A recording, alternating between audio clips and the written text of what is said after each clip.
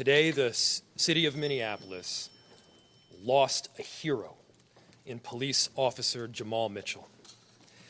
This officer gave the ultimate sacrifice to protect and save the lives of others.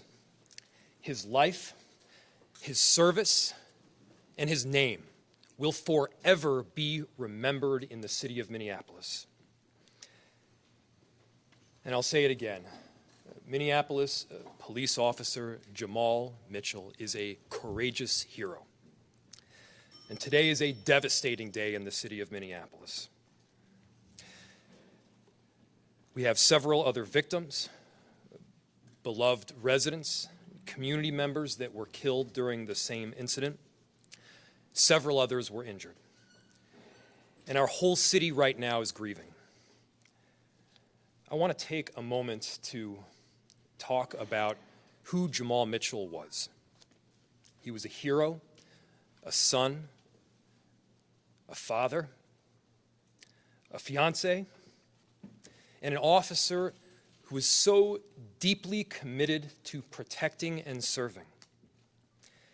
He would run towards danger when the rest of us would run in the other direction. In fact, just a year ago, Officer Jamal Mitchell was recognized for a heroic act in saving a number of people, an elderly couple, and that is just the kind of person that he was. To his family, we will honor his sacrifice. We will remember his name. We will never forget what he did for the people of our city. The lives that he protected, those lives that he saved. In the days and weeks to come, we are all here for you. You have our support. We are with you as we honor Jamal. To the members of the Minneapolis Police Department, yours is an honorable profession in an incredible police department. It is your courage that helps keep our city safe. You've worn the uniform and the badge during the most difficult circumstances that our city has ever faced, and you've worn that uniform and badge with pride, compassionately protecting and serving. You've continued to show up with dwindled numbers. You've continued to do the right thing in helping people in need, and you have our support. To the families of the victims, we stand with you. We feel your pain, and you'll have an entire city that will wrap their arms around you to show the support and love. And to our Minneapolis community, we are strong. We are resilient. We have been through hard times before, and we find a way to rise above, and we will do that again. I want to thank a number of different agencies and jurisdictions that showed up during our moment of need. I want to thank the state of Minnesota, Governor Walz, the Department of Public Safety. I want to thank our Hennepin County Sheriff's Office and Sheriff Witt. I want to thank the city of St. Paul and all of the other agencies that have helped us through this very difficult night. We come together during hard times. That's what we do in Minnesota. And before I turn it over to Assistant Chief Blackwell, I want to ask each of you and members of the public and press to be patient with us as we do not know all of the facts yet. We want to make sure that the investigation is completed and that we're doing it the right way, that we're honoring both the victims and their families. And we got to do everything possible to make sure that these tragic events and this epidemic of gun violence, this kind of stuff never happens again. And with that, I will turn it over to our Assistant Chief Blackwell. Thanks for being patient with us. This has been a terrible day for our agency and in law enforcement. and it's happening all too frequently, and it affects so many. But today, MPD officers responded to a report of a double shooting on the 2200 block of Blaisdell Avenue South. When officers arrived, they received gunfire immediately, and they exchanged gunfire. 2 officers were injured, and they were immediately brought to HCMC. Officer Jamal Mitchell died at the hospital, despite all life-saving measures by Hennepin Healthcare. The second officer received non-life-threatening injuries. The suspect on scene was injured, and even though he was injured in that gunfire, officers still rendered first aid, and he was pronounced deceased at the scene. 2 additional adult victims with gunshot wounds were located on the scene. One was pronounced deceased on the scene, and the second victim was gravely injured.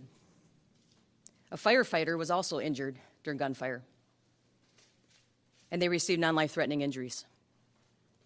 BCA is investigating this incident. And to our fallen officer, Jamal Mitchell, he was a hero. I've never met an officer that received an award on the 3rd day on the job during his FTO. He's courageous in every action that he did. He was a wonderful human being. He had only been on our department about 1.5 years, and he was exceptional in every way. My condolences to his family and to his child. They're hurting tremendously, just like our officers right now. But I really want to thank every agency that responded. There were so many agencies that responded between fire, EMS, and law enforcement to help our officers on scene that was unfolding, and it was chaotic. And I want to thank them tremendously for all their help.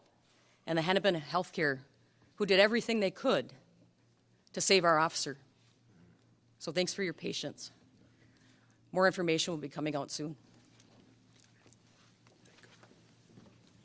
Thank you, Assistant Chief Blackwell, and deepest condolences to you and your officers, Mayor Fry and City Council.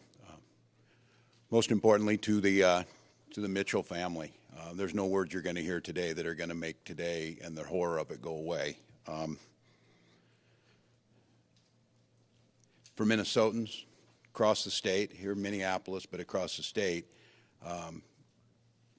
you're feeling the trauma of this once again, because this is one of those incidents should be unthinkable, but it's very thinkable because it's now happened 4 times in the last couple months where we've had public safety officers responding to the call that people make to 911, rushing into that situation, and in this case being ambushed, and a loss of life for Officer Mitchell. That trauma quickly should turn to anger and a commitment that this cannot happen. We do not have to live this way. We have got to commit together to do all we can. So Mayor Fry, to the City Council, the commitment of the state to provide anything we can in assistance to this. I too want to thank all those agencies today in a very chaotic situation. You'll hear a little more from Superintendent Evans. This is a very unfolding and fluid situation when you have this type of situation spreading over a couple of blocks. But all the folks who once again rushed into that, I thank the State Patrol who was there to help assist MPD, and then of course BCA will have crime scene investigators on the scene as we speak right now. But these press conferences cannot be the norm. The funerals we attend and the folks who were willing to serve at a time, this is a really hard job. It's a really hard job, and it's really hard with lots of guns on the street.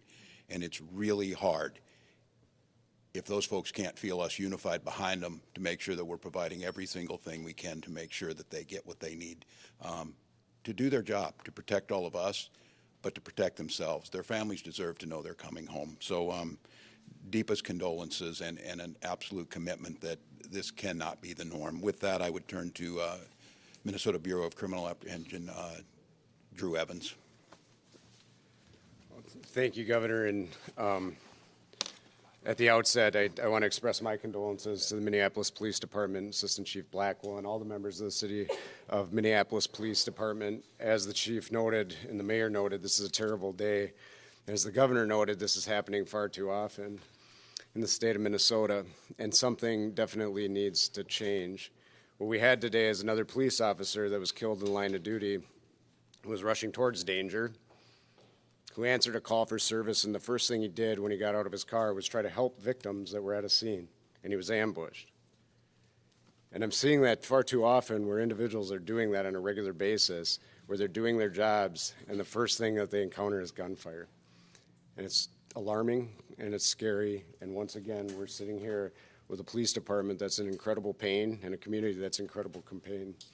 As Assistant Chief Blackwell noted, this call was originally a shooting call at an apartment, and as Officer Mitchell neared the scene, he located individuals that were injured and got out of his car, and as he was attempting to provide assistance to them, medical assistance, he was ambushed.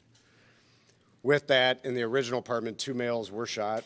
We will be working in the coming days to provide you additional information about that particular incident. One was deceased at the scene. One was transported to the hospital and, as was noted, is in grave condition at this time. And we'll provide additional information on that in the days to come. Where Officer Mitchell was shot was about a block and a half, 2 blocks away from the original call area. And that's where he was shot by the subject at that time. And there was another person, an innocent bystander, we believe, that was shot as well at that location that is currently alive and in critical condition. There was also a firefighter, as noted, that was shot in that particular area as well. We will release the information about the actual subject that was involved in this. A second officer, I should note, arrived shortly after Officer Mitchell was injured and shot, and I exchanged gunfire with the subject at that time. He was injured in that gunfire exchange as well, and the subject is deceased at the scene in that location. As noted, we believe we know who the individual is. We believe this is isolated to the 2 different locations at that time. We believe that the individuals in the apartment had some level of acquaintance with each other, and I want to just caution everybody at the outset, we're in the very early stages of this investigation. I ask for your patience. We'll provide you a lot more information as we get it together. As noted, the governor noted, we have crime scene investigators out at the different locations right now, and we have dozens of agents out working to meet with witnesses, canvass the area, gather additional information so we can provide you with the answers that I know you all want right now and into the coming days, and we'll provide additional information as we have it. With that, I would open up just to a few questions. As noted, we will provide the information on the officer in the coming days, as is normal protocol with the work that we do, and we will provide additional information on the deceased persons and the other people injured once we have confirmed all that, and we've had an opportunity to be able to speak with them, their families, and notify the appropriate people along the way. But we can open up for questions for anybody here.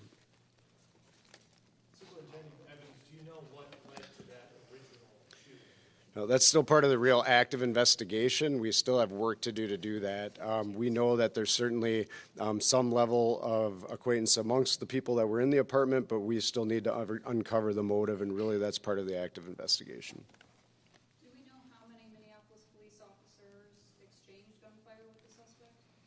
At this time, we believe 1, but we're in the very preliminary stages of the investigation. So we work through a very detailed process to uncover that as the work that we do. Right now, we believe it's just 1. And did the suspect fire upon Officer Mitchell from behind?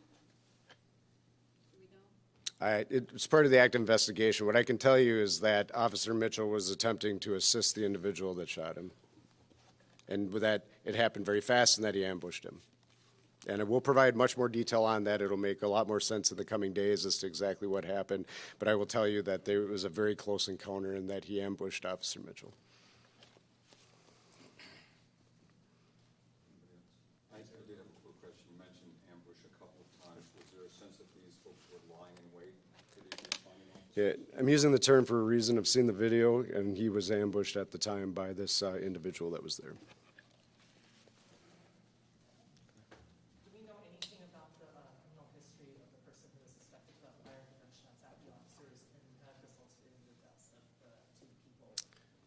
It would be, we know some very preliminary information about the person. As a standard protocol in these types of cases, we will work with the medical examiner at Hennepin County Medical Examiner who will provide the official identification. We will provide additional information about what we know about him in the coming days.